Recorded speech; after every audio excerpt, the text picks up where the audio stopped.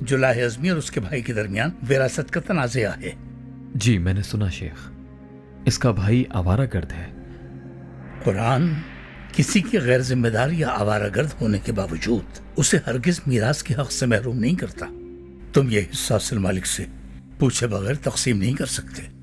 استغفر اللہ شیخ محترم، آپ نے خود فرمایا شرن دونوں ہی زمین کے مالک ہیں۔ کیسے مالک ہو سکتا ہے کوئی؟ کاشتکار ہوتا ہے، کاشتکاری کرتا ہے، بس۔ ہم اس زمین کے اصل مالک کی بات کر رہے ہیں۔ وہ دراصل میں دونوں بھائیوں کے مابین اس تنازع پر صلح کروانا چاہتا ہوں شیخ محترم۔ صلح میں خیر ہے، سمجھوتا اچھا ہوتا ہے۔ ہمارا دین بھی امن و سلامتی کا نمبردار ہے۔ اور یہ بھی عرض کرنا تھا کہ میں میراث کے حقوق پر مکمل عبور رکھتا ہوں۔